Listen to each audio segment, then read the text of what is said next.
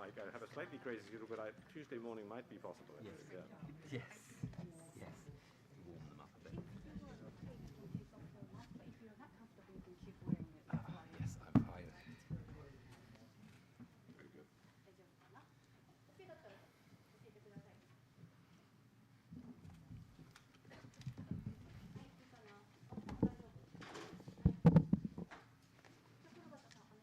Hi. Welcome to this Foreign Correspondents Club of Japan news event featuring speakers from the International Institute for Strategic Studies, and they will be talking about the implications of the Russo-Ukrainian war. First of all, let me introduce the speakers. First is Robert Ward, who is Japan Chair and Director of Geo-economics at IISS. And Robert came to Japan in 1989 as a jet in Kumamoto, but he has done a lot of homework since then, I believe. And Yuka Koshino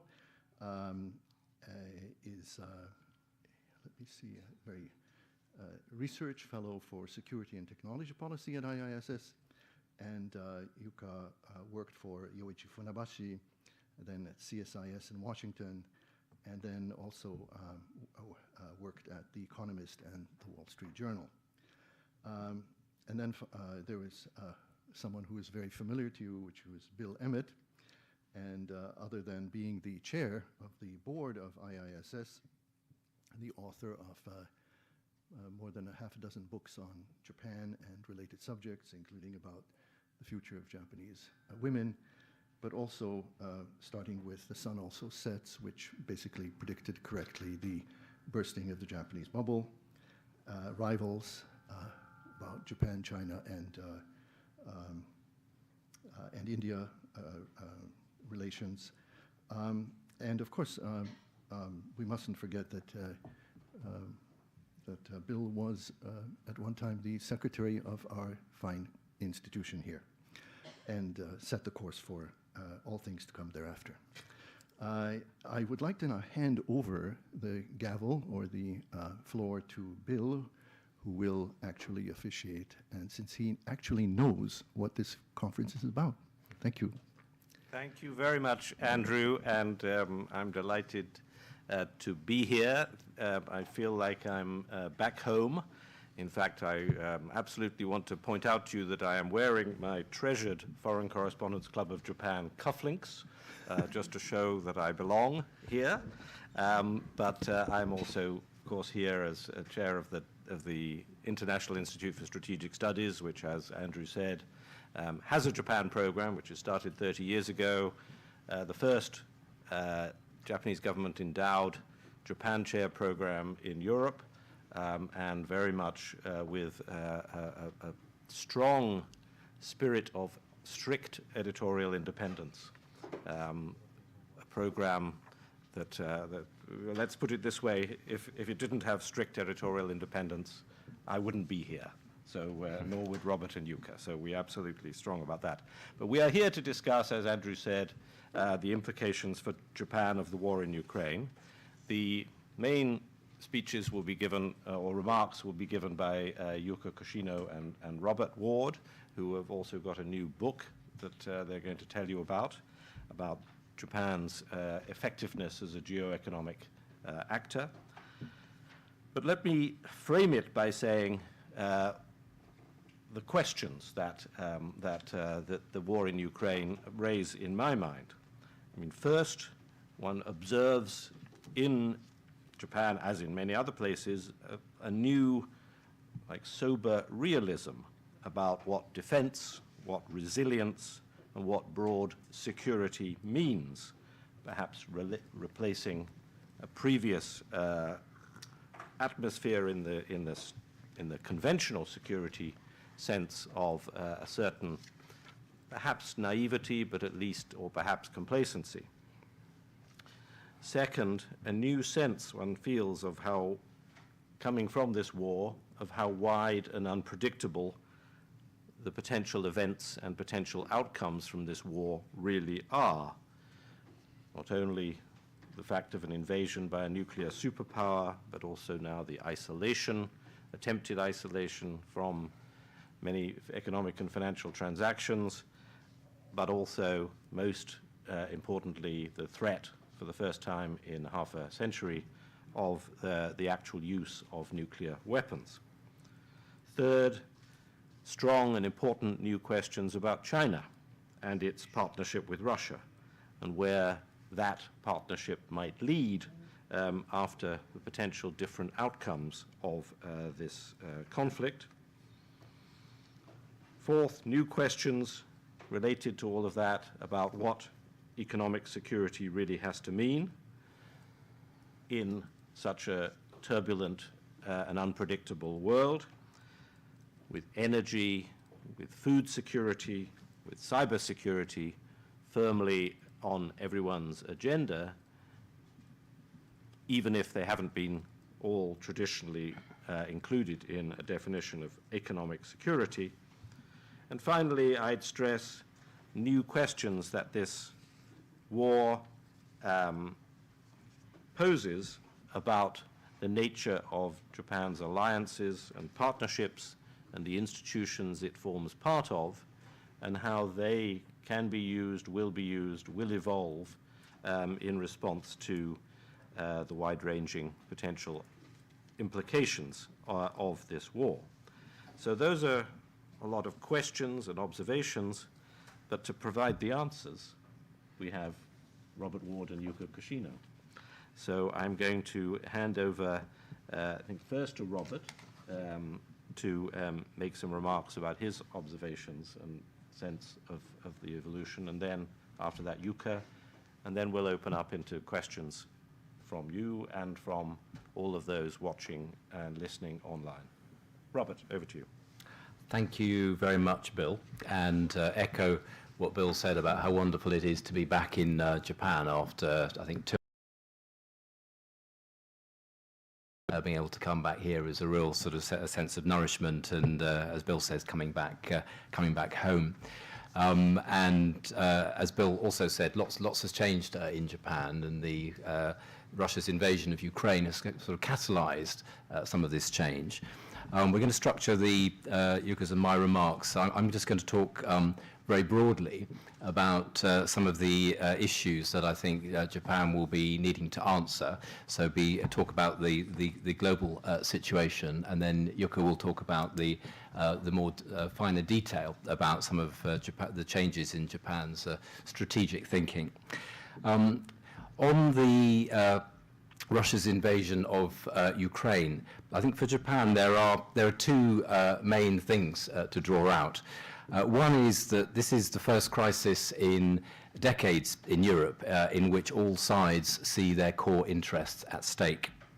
So for Putin, this means obviously that any outcome short of subordinating Ukraine would be a defeat. But we think, of course, how can Russia commit to a negotiated settlement given its violations of past assurances to Ukraine?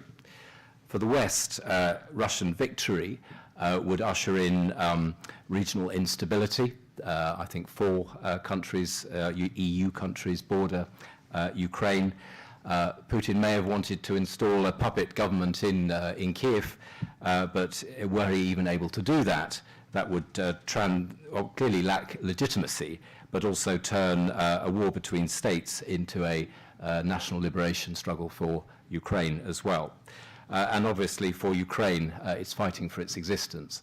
So for Japan, and one of the things that's really surprised and impressed me has been the sort of strong principled nature of Japan's response to Ukraine.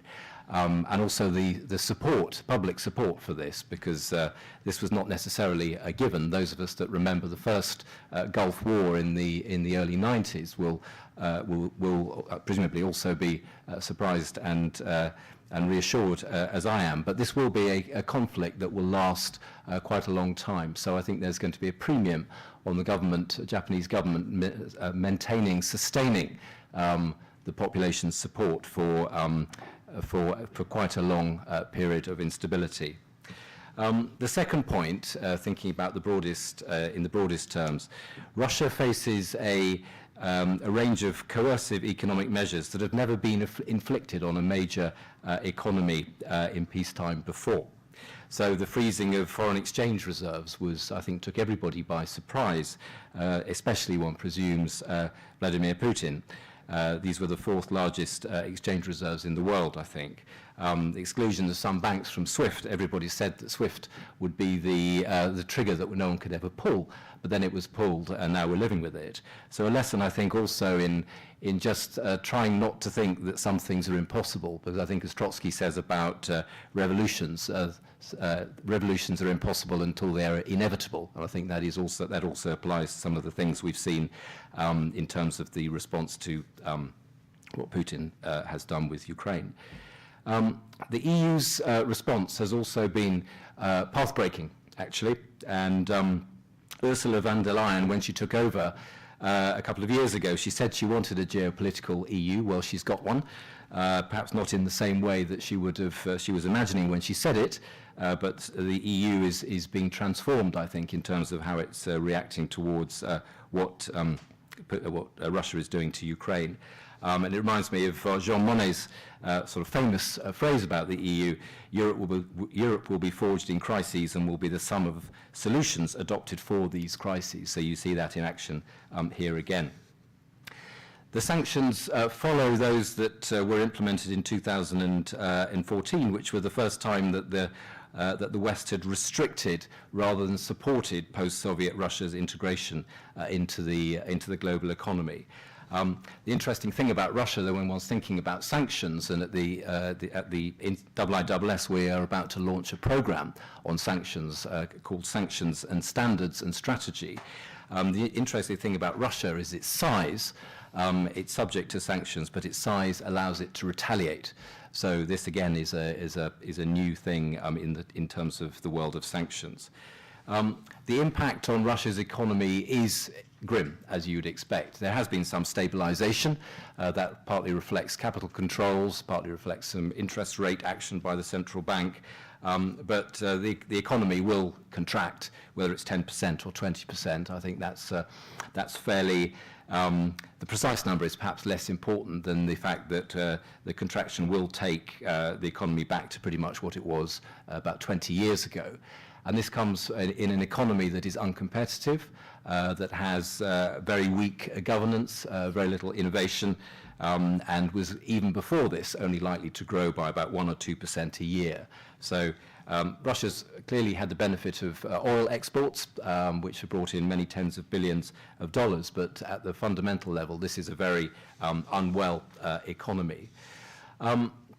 Russia, and this is the point where I think that Japan needs to take note, Russia is trying to reduce its vulnerability to Western economic coercion by reducing, for example, US dollar reliance. I think more than 50% of exports to China now are paid in currencies other than the US dollar. It's trying to build an alternative to SWIFT, and it's been reducing its holdings of US treasuries. And of course, we'll see import substitution where that's possible for high-tech goods. But I think this brings us to the key point for Japan in terms of economic coercion and statecraft. What Russia has been experiencing will accelerate, in my view, counter-Western economic statecraft development. And that, of course, will involve China.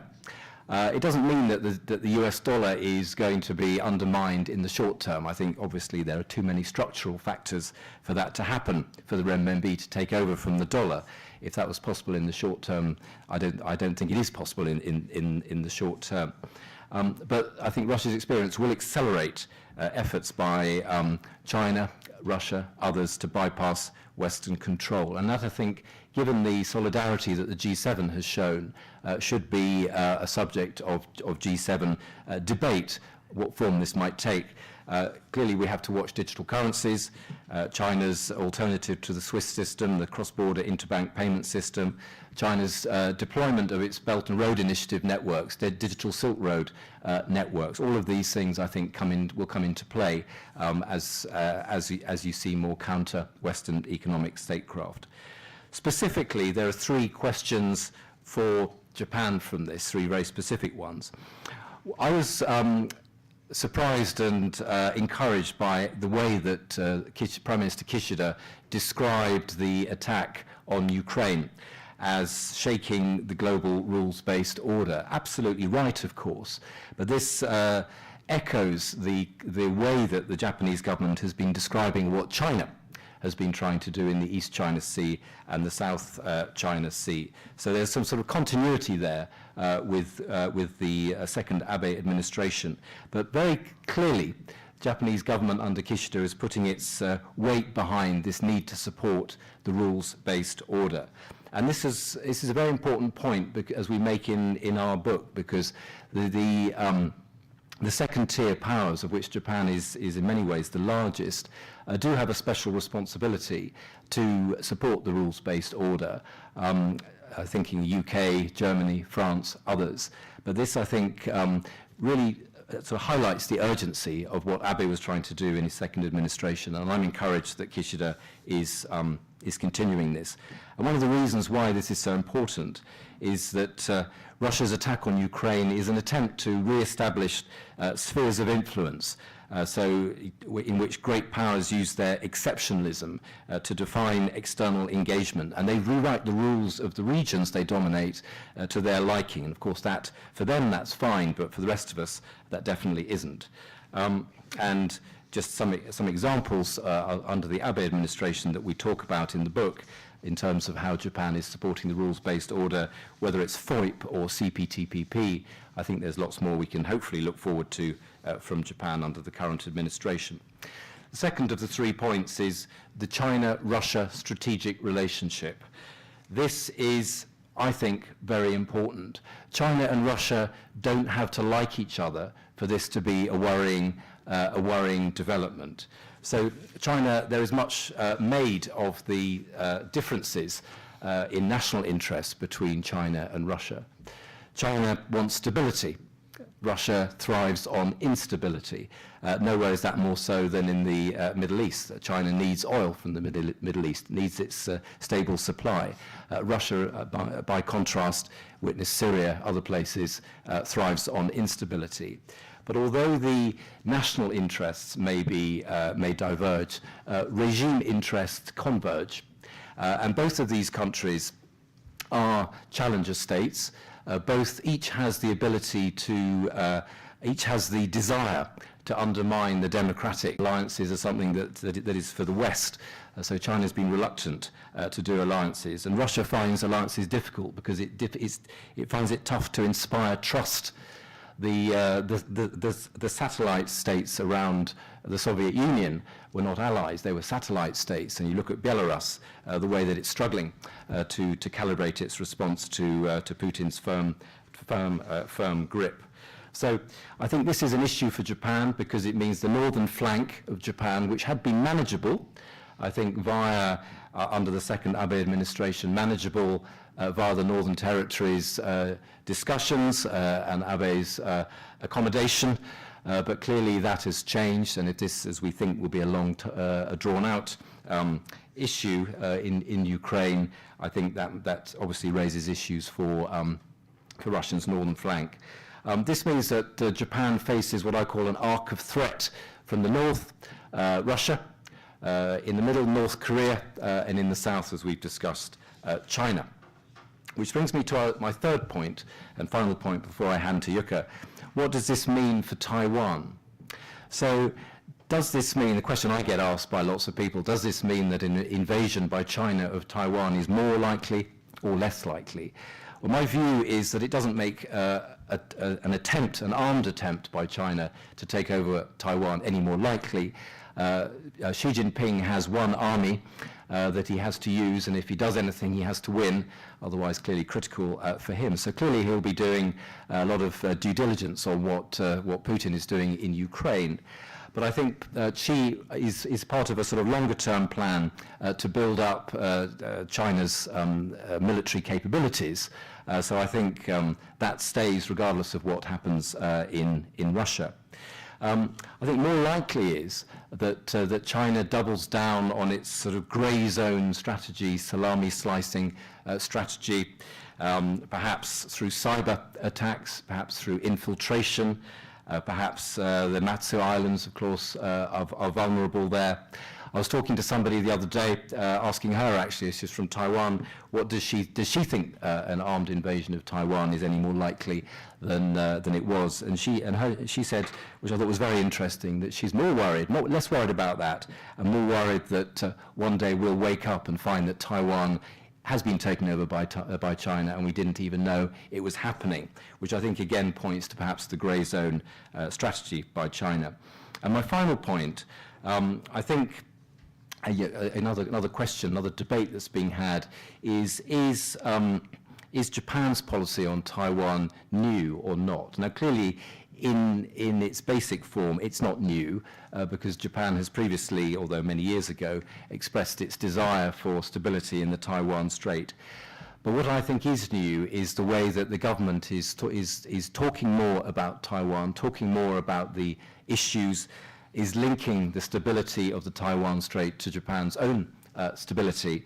And I think that is important for the broader push, nudging, call it what you will, of the government towards, of the population, of voters, towards trying to a greater understanding of the stakes that are there, particularly towards Japan's south, but not necessarily exclusively. And we did a bit of calculation. The plan to shift Japan's spending on GDP to 2% of GDP, that clearly would be a big ask, particularly when there are lots of other claims on the Japanese public purse. But that would take Japan to either probably number 4 defense budget globally. So that would make Japan a truly large player in pure spending terms. So with that bit of data, I'll hand to Yuka. Thank you, Robert, and thank you very much for FCCJ to have us. It is the first time for the IISS Japan Chair Program to be speaking. So I would like to raise 3 points, 3 observations that I find from Kishida government's response to the war in Ukraine. So first is that Japan's commitment to play an active role to uphold the rules-based order remains strong after the Prime Minister Abe and then the consecutive government by Suga. So firstly, to begin with, the government made swift and deliberate moves to effectively respond to the rapid and constantly changing phase of the Russo-Ukrainian war to align with the G7 countries, and it has done so by thinking outside the box. Not just a series of the level of sanctions on financial institutions, coals, and oils, but efforts were made to try to do something quickly within the current constitutional, legal, and political constraints. Examples include, for instance, the National Security Council's decision to revise the implementation of the 3 principles for the defense equipment and technology transfer at speed after the request by the Ukrainian government to transfer helmets and bullet-proof vests, and others including technologies, including drone, for instance. And then other examples include, for instance, Foreign Minister Hayashi's bringing back 20 Ukrainian evacuees to Japan with the government plane from Poland, and his meeting with the Ukrainian Foreign Minister earlier in April, and going around its immigration policy constraints. And we've also seen that the Justice Minister plans to revise the immigration law to further protect these evacuees. We've also seen that reportedly there's more than 600 and nearly 700 evacuees from Ukraine and Japan right now. And then also there's active diplomacy we've seen the active diplomacy by Prime Minister Kishida traveling around the world during this very difficult times. And he has consistently emphasized that the invasion of Ukraine is a challenge that is not confined to Europe, and it is a matter for the whole world, including Asia. And he has made it very clearly in London at Guildhall, which I've also had the pleasure to attend in person last week. In particular, Prime Minister Kishida's visit to India in mid-March to set the tone to invite India in Tokyo for the Quad Summit, which is also going to happen later this month, is another active diplomacy. Not just the government, but as Robert explained in his remarks, the public awareness of the security environment and changes to the environment, its willingness to play an active role is also significant. My second point is that the Ukraine crisis revealed that Japan is ahead of the curve in other countries, including G7 countries, in thinking about making actions to enhance economic security. But questions remain whether it could continue leading the debate on economic security among the like-minded partners remains to be unseen. While it took the Germans and other European countries the Russia's invasion to really think about, to kickstart a serious debate about economic security, especially in the context of energy security, to reduce energy dependency from Russia, Japan's thinking has much more history. First, in the aftermath of the oil crisis back in the 1970s, and we also discussed this history in our new book. But in the early 2000s, especially around the 2010s, after China halted the rare earth export to Japan after the collision between the Japanese Coast Guard ships and the Chinese trawlers near Senkaku Island, really shifted Japan's thinking. Not just its thinking, but its ability to bring in various agencies across the government under the umbrella of this new concept of economic security is new and is ahead. Setting up an economic division within the National Security Secretariat, which is an administrative agency of the National Security Council back in 2020. And also the kind of group, the team was already brought together by 2019. Also, the creation of an economic security minister position in 2021 was an innovative approach from an institutional perspective as countries, many countries, especially democratic countries, struggle to tackle this issue. But two questions remain. One is, what is next for Japan's economic security, and who will actually craft that economic security strategies to tackle the challenges that is very wide range. Japan's economic security, as we observe in our book, was driven by the US-China strategic competition, which very much focused on the high-tech competition, which means technology protection, how to prevent the technology outflow to another country, and then also how to promote the sensitive dual-use technologies. The minister position was, we've been hearing that it was created for the passage of the law, and we haven't seen the minister, for instance, travel abroad or engage with foreign counterparts, or even if he has the foreign counterparts. And the coordination with the National Security Secretariat also seems quite unclear after the scandal that we've seen. Also, energy security has been a key element of many European countries in the context of economic security, and Japan has past experiences and tools to cooperate with them or offer support. But we haven't heard much from the government yet on economic security in the context, energy security in the context of economic security. The second question around economic security is, what about the promotion side, especially the technology investments for R&D and technology for economic security? So how to ensure, the key question would be how to ensure the cooperation between government and research institutes, academia, and industries.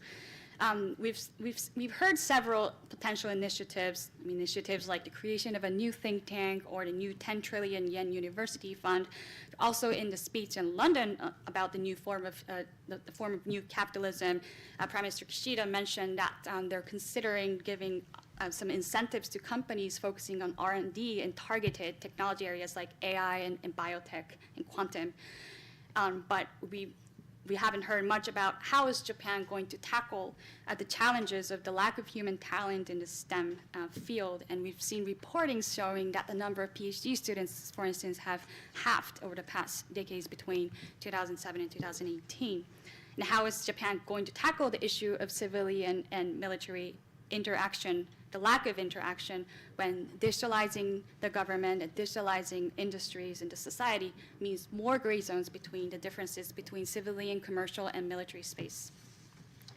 And then the final point that I would like to make is that the Russian invasion is catalyzing the debates around defense spending increase. However, a careful analysis and discussion should be made on what they should actually spend on to respond to the longer-term strategic competition between US and China competition, which is still the primary driver of Japan's defense and security policy. So the National Security Strategy, the National Defense Program Guidelines, the Defense Strategy, and the Midterm Defense Plan, which is the procurement strategy, will all be revised. And Prime Minister Kishida and, of course, the Defense Minister has expressed interest in drastically strengthening Japan's defense capabilities. And we've seen that general consensus within the LDP is that Japan needs to spend more and even double to the 2% of GDP in the next 5 years. And the Ukraine crisis and the growing awareness on the security threats from China and North Korea, we definitely not forget that, is also growing the public support to increase the spending. And we've heard some specific agendas around what might be included in these revised documents, such as focusing on ballistic missile defense and also how to tackle nuclear threats, such as possessing counterattack capabilities, or even former high-level politicians discussing nuclear sharing options. But there are questions remaining on the long-term challenges and the effectiveness of this funding increase. There's several. So one, which is driven by the declining population and especially around the human resource pressure for Japanese self-defense forces in the maritime self-defense force, which is critical for Japan's future security for East China Sea and even South China Sea, and even for ballistic missile defense now that Japan decided to scrap the idea of Aegis Ashore systems. And utilization of unmanned systems and autonomous technologies to improve efficiencies also remains up to be a very important issue that we need to hear more from. How much will be spent on long-term defense on technology, advanced technology, defense technologies, especially around basic R&D, and also the R&D for weapons development is an important question, because we need to ask not just the increase of spending on R&D, but how to make sure that the increased funding will effectively be used, and whether the self-defense force is getting the most advanced technologies that is developed in the commercial side. This is very important because we've already seen that the R&D for basic technology development in the defense sector is 18 times higher from the when the Procurement Agency Act was created and when the new funding system for basic technology was set up.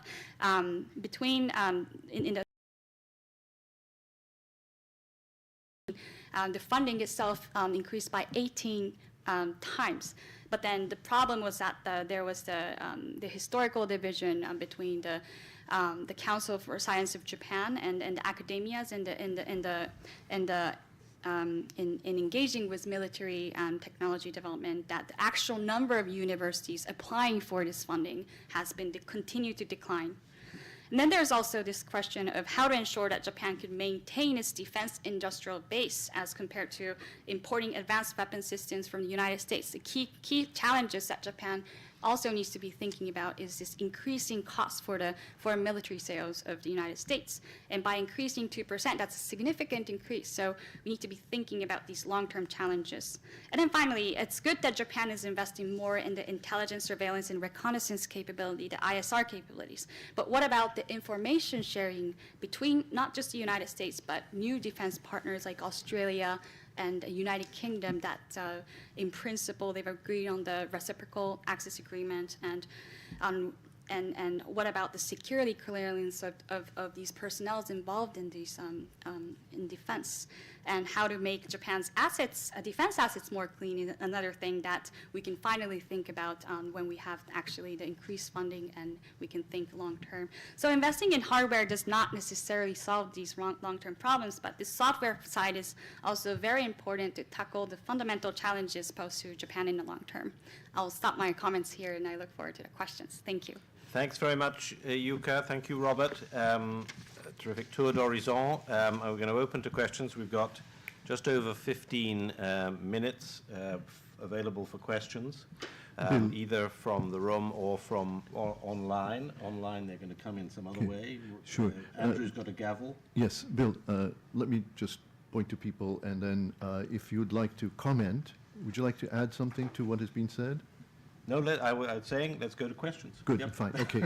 So are there any questions?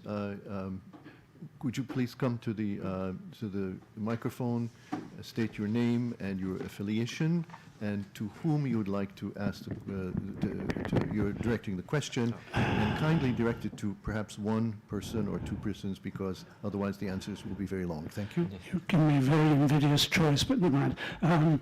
Okay, Anthony Rowley, I write for the South China Morning Post and various other publications. War is expensive, defense budgets are expensive. Arguably, we're heading for a global recession. Government budgets are already stressed, monetary policy is being tightened. So how is this going to impact from the Western powers' point of view, including the United States, obviously, and Europe, their ability to conduct a long, not war, but conflict against Russia in Ukraine? In other words, there's going to be economic strains that will constrain the ability to respond, I think. And secondly, very quickly, President Putin has claimed from the start that the expansion of NATO into Ukraine and elsewhere presents a strategic threat to Russia. I'm not in a position to judge that. Is there any good study you can recommend me to which either debunks this and says, no, it's not a threat, or yes, it is? Sorry, I find it very hard to decide. Please decide among you which one would like to answer. Robert. Thank you, Bill. No, absolutely right on the coincidence of this with a global economy that was already sort of overheating in some cases, interest rates rising, inflation rising, and of course this attack on Ukraine has exacerbated that.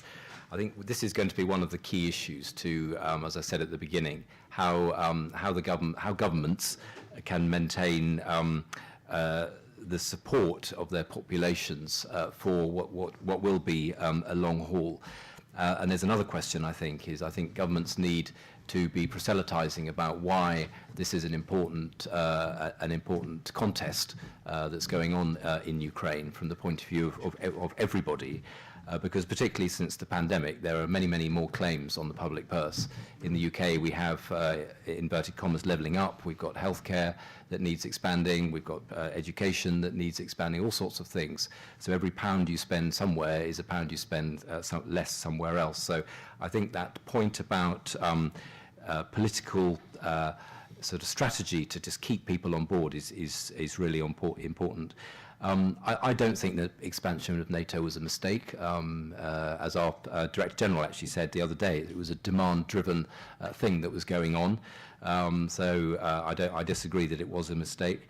But where there is some good coverage actually is in the Economist, and they have some bylined pieces by various people of different views. And if you look at those I think, Bill, can you remind me what it's called, that section? By invitation. By invitation. If you look at the by invitation back catalogue for this year, you'll see Mearsheimer talking his view, but there's a very excellent response in my view after that. So that's where I point you to. Okay, Andrew has just handed me a question that's come in online and asked me to answer it, so I'll do that. The question is from Dan Sloan of Eurobiz Japan. His question is, Japan's imposition of sanctions on Russia has led to Russia cancelling Northern Territories discussions and issuing its own travel bans. It's been 77 years since World War II. Can Japan essentially conclude that the islands will never be returned? I think I can answer that briskly, yes.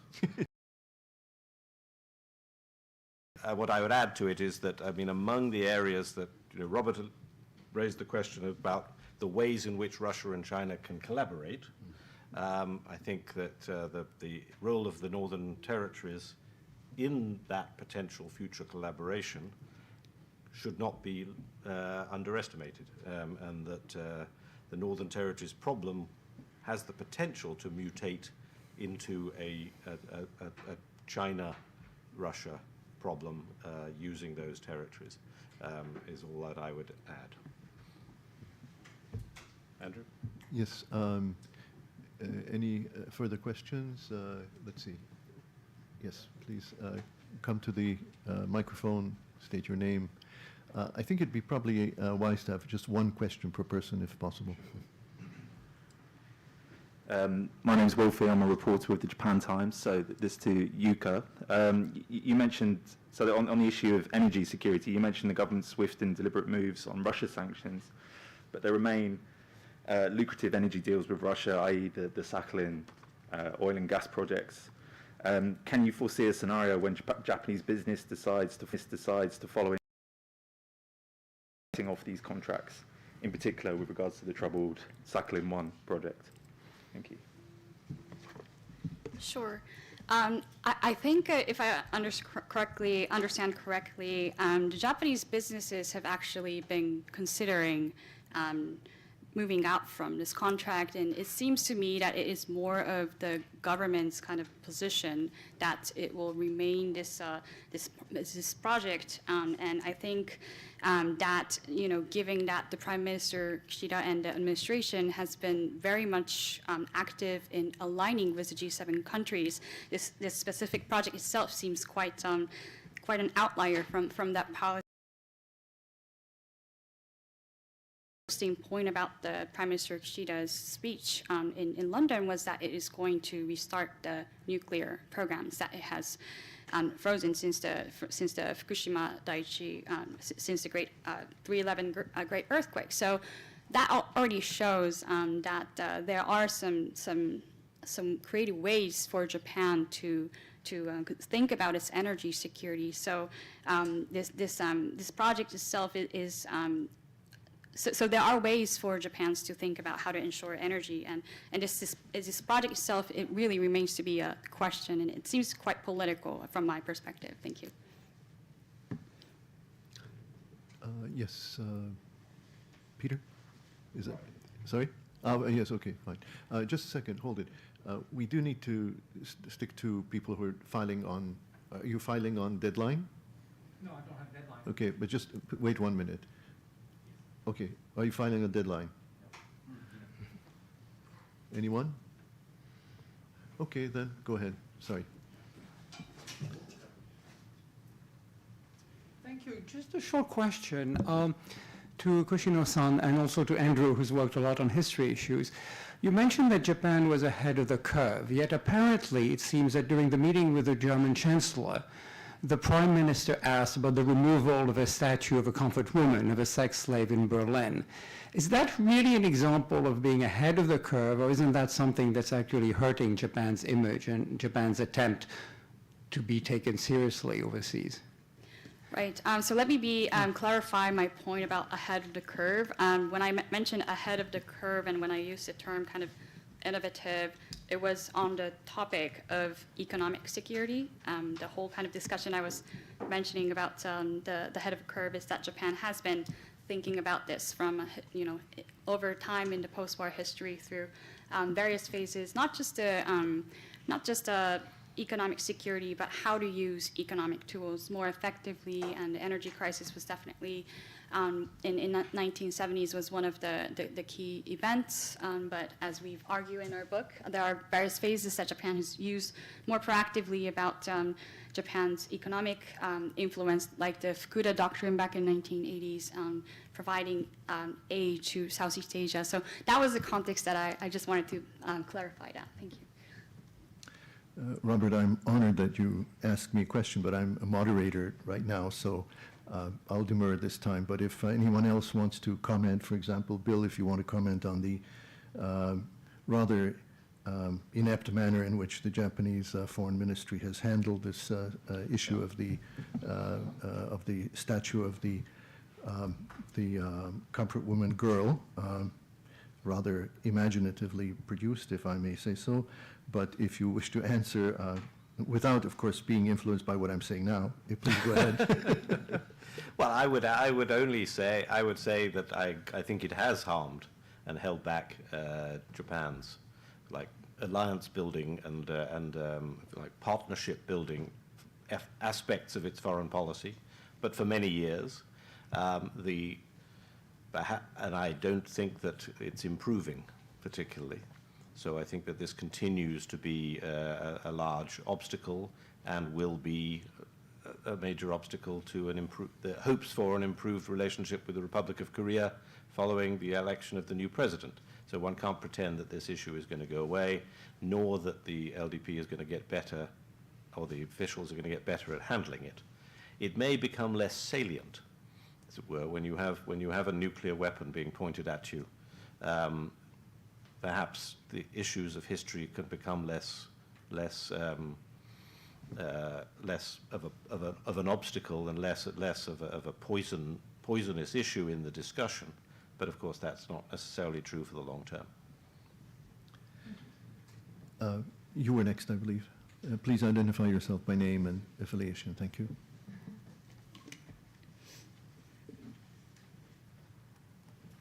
Thank you, Mr. Hobart.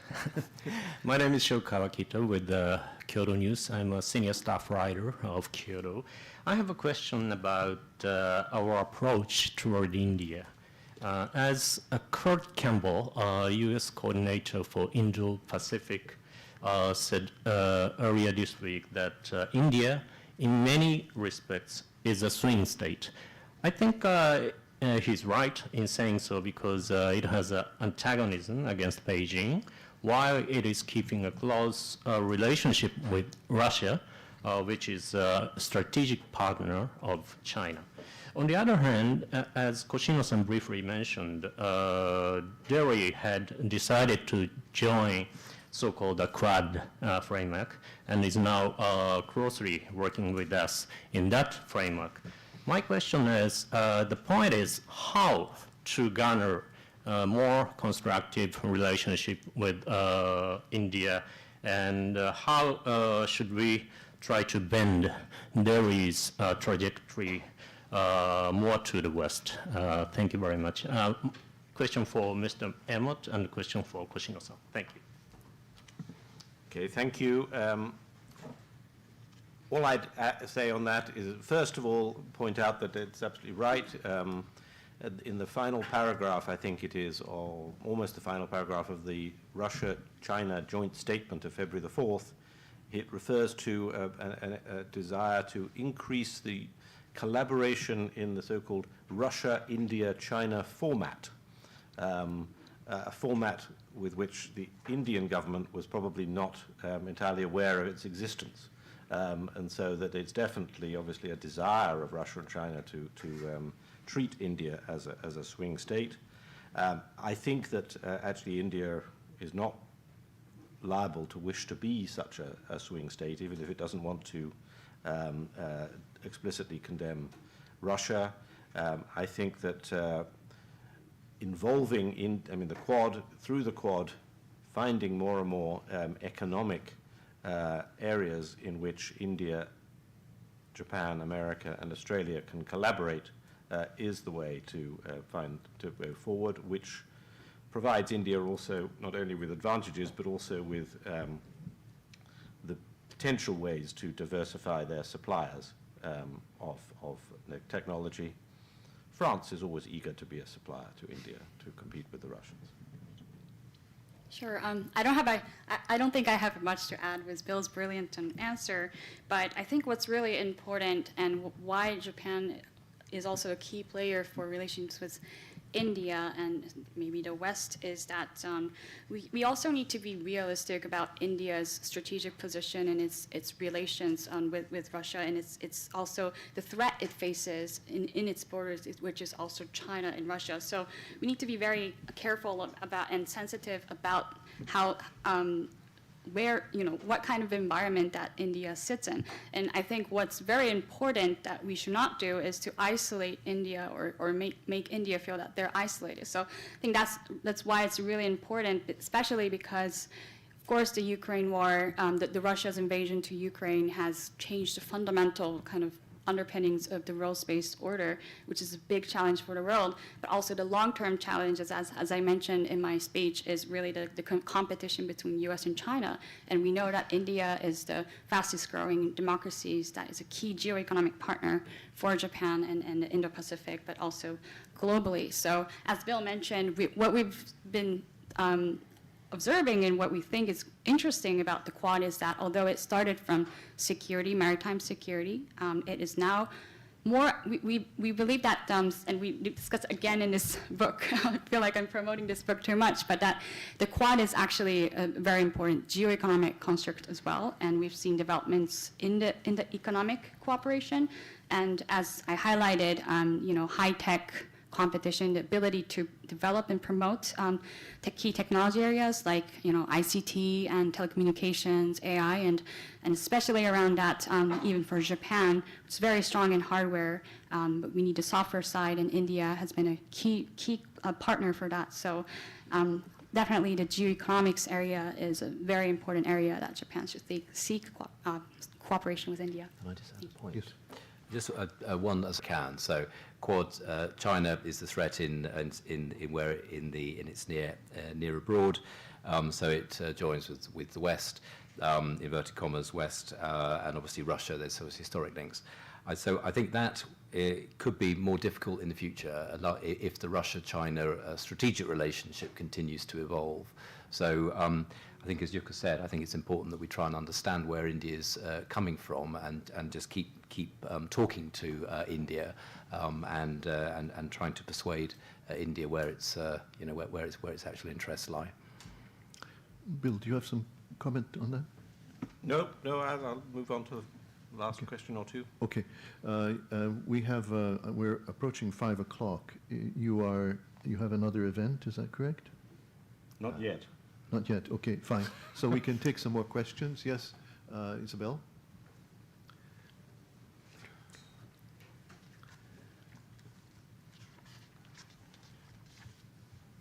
Isabel Reynolds from Bloomberg News. Also, Bill, your core high is secretary of the club, in fact. So since we were talking about the Indo-Pacific, I wanted to ask about the IPEF. And this could go to any of you again. I'm not sure who's the best person placed to answer this. But can it truly be any kind of a successor to the CPTPP and effective in bringing around a sort of balance against the influence of China in the region? Robert? Shall I take? Yes. Initially, I'll no. Is the answer. I mean, what is this IPEF really? I mean, it's an attempt to sort of place filler to show activity in economic statecraft in Indo-Pacific. It's a nebulous. Market access isn't part of it. I mean, it's a place filler. So no, I think this is a shame because, the RCEP and the one that China's in, and CPTPP, these are two really important blocks in the region, and the US is needed in the CPTPP. Now I know the domestic political reasons why that's not possible, but there is, CPTPP is already a great framework, economic framework. So it's a shame. And I think China's bid for accession to CPTPP was very deft by Beijing. It's sort of this large sort of shadow in the waiting room now. Taiwan there too, of course, as well. But I think in terms of economic statecraft in the Indo-Pacific, I think the Biden administration is lacking, and China's making a lot of the running. I'll only add to that which is by way of a joke, really, but to say that currently it seems to me that there's a competition between the IPEF and the new form of capitalism, for which of the two are. But the difference is that at least in the new form of capitalism, there's good reason to expect that after the upper house elections, politics will allow some more substance to be created there. Whereas the IPEF, it does not feel like after the midterm elections there will be any more substance allowed by American politics in the trade area.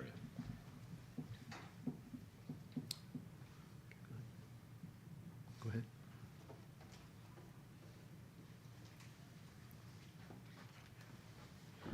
Aline Tanabe from Nikkei. I'm a first-year staff writer. This will be my first question here. Okay. Anyway, I have a question to Koshino-san. And you mentioned that we see the change in Japan's immigration policy by welcoming Ukrainian refugees.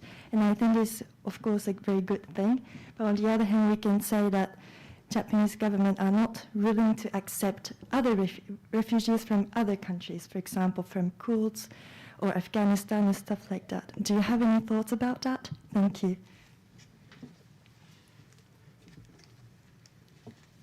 Sure.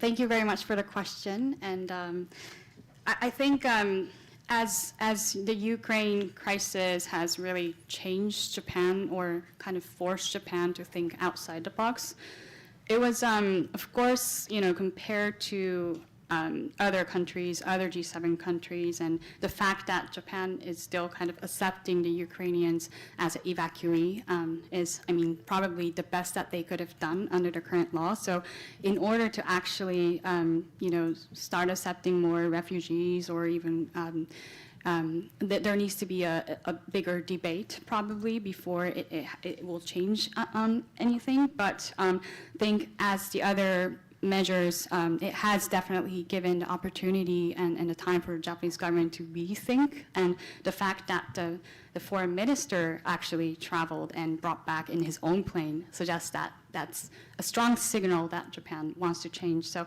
I think we could expect a more open debate about it. But I do think that even though that Japan's, as a country that has been upholding the rules-based order and has been promoting the free and open Indo-Pacific vision, that this kind of close approach to refugees is definitely a key areas that it will be asked by other G7 countries. Thank you. Anyone who hasn't asked a question? Okay. Anthony, would you like to do a follow-up? Okay.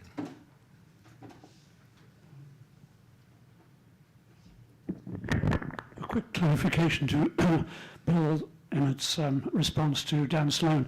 I think maybe I misheard or misunderstood. I think you said the Northern Territories are likely to become more important in the context of Russia-China relations. Could you say a little bit more about that? And just very quickly, we seem to be resigning ourselves to the idea of a long drawn-out conflict, over Ukraine, costly in terms of human lives, costly in terms of money and so on. Is there any hope on the horizon that we can avoid this? Do you see any initiatives that you're aware of with your expertise that could shorten this conflict and lessen the conflict? Well, I'll just answer on you asked specifically to me, Anthony, about further clarification of that. First clarification is that I didn't say it was likely. I said it was a possibility that is opened by the Russia-China partnership and the post-war environment. But secondly, I think what Japan is going to have to think about and face up to is the prospect of this Russia-China partnership moving words in a way and ambitions which the current state of it represent in the joint statement of February the 4th, to potentially an operational working relationship. That operational relationship may emerge from Russia's dependency on China, as it were, China's ability to demand things from Russia in return for support of various kinds, depending on the way things evolve. And so my point is that in thinking about that, which any scenario planner or strategist needs to think about such range of possibilities, Russian assets in the area around Japan, which would obviously include the port of Vladivostok, but also the Northern Territories themselves cannot be ignored. Perhaps this takes Japanese defense security interest thinking back to the Cold War period, when, of course, the principal target of security thinking was, a potential Russian incursion. But nevertheless, all I'm saying is that in security thinking, there will now have to be a wider range of possible things thought about, particular some elements of what forms of collaboration China and Russia could come up with if they were pushed in that direction. But now I'll hand over to On Ukraine, I think it comes back to the point I made at the beginning about the two sides, all sides seeing their core interests at stake. I think that raises the stakes hugely, and you get the sort of risk of parallel escalation is very high, given the sort of seriousness of what this means for everyone. Any sort of interim solution, such as say partition of Ukraine or compromise over Ukraine's status, again, they don't feel like stable solutions, partly, of course, because of Russia's poor record of actually honouring agreements that it's entered into. So even if fighting were to cease, again, given the sort of seriousness of this, what's going on for all the sides, I think to hope for a quick end, I think would be too optimistic. Can I, as a chair, have a question? Is that okay? I mean, as a moderator, is that all right? If you must, as we say. Yes, that's right. Well, I'd really like to follow up what Robert Dujarric has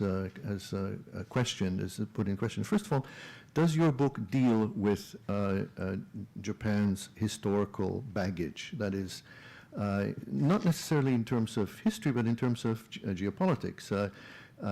It seems that Japan's unresolved problems, which in fact, of which there's a laundry list, not just the comfort women, but also the forced labor, a whole range of issues, Unit 731, the abandonment of Koreans in Sakhalin, etc., the denial of Nanjing by certain conservative elements within the LDP, etc., etc., etc. What a contrast this is to the European scene, where with minor exceptions, the German political, shall we say, spectrum more or less has a consensus that Germany has had to atone for excesses, egregious excesses during World War II, and having done so, it has become accepted as without any questions. No one raises the history issue with Germany. However, here we have Japan, we have an international crisis. Japan must now, as you say, re-emerge as a player in security. Here it is carrying this enormous baggage, and I think this is what Robert was trying to ask. Do you see any hope? What hope do you see for addressing this issue, specifically, for example, with regard to Korea, where we have seen genuinely inept attempts to resolve this on a state-to-state level? I'll stop there before it becomes a sermon and not a question. Sure. Thank you for that very important question. And I think I was hoping to also answer to your question was really that for Japan, strategically, South Korea is a very important partner. And we actually clearly argue in a book that, this historical baggage that you just mentioned have created this missed opportunities for cooperation between ROK and many areas. For instance, Japan and South Korea are both interested in, engaging more with Southeast Asia in the Indo-Pacific region as a whole, and the two countries are important technology powers in Asia.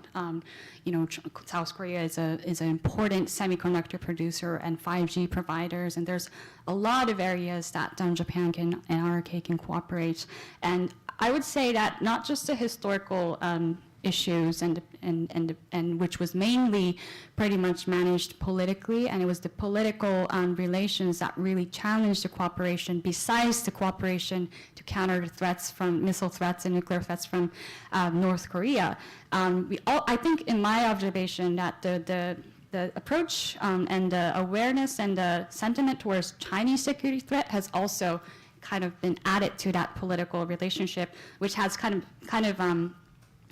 so the views on China and the differences between South Korea and Japan on views on Chinese threat was also, in a way, kind of undermined the potential momentum for cooperation and to overcome these historical challenges. And now we've seen that actually in South Korea, the views on China's threat is actually changing. So this actually does open up a more strategic cooperation, a more strategic potential, alignment, especially with the U.S. government, who is very keen to operationalize this and add momentum to the trilateral U.S. ROK Japan cooperation. I'm sure Robert has some comments that he would like to make as well. We do, yes, we do, because we're looking at the history of trying to look at Japanese economic statecraft from post-Second World War through a sort of geo-economic filter. And of course, Southeast Asia was an area where Japan put a lot of effort into improving relations after the war, reparations and so on. We also look at Japan-Korea relations, particularly since the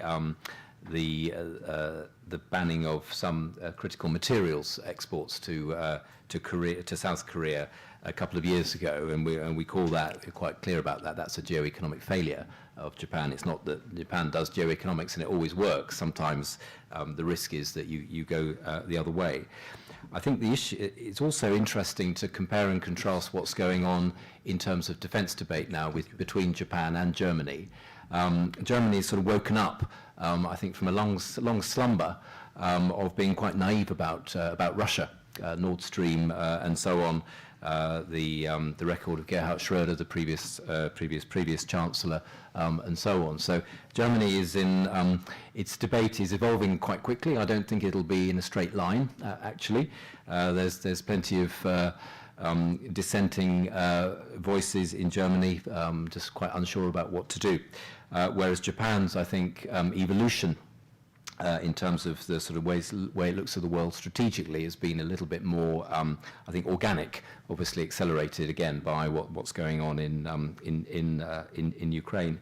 And my colleagues in another Adelphi volume we released last year, they produced a very good a book on just urging Germany to develop what they call a strategic mindset, because that's been lacking in their view. I think it's called The Responsibility to Defend by my colleague Bastian Gigerich, and that gives you good insights into Germany and the sort of things that they're looking at the moment as well in their defense debate.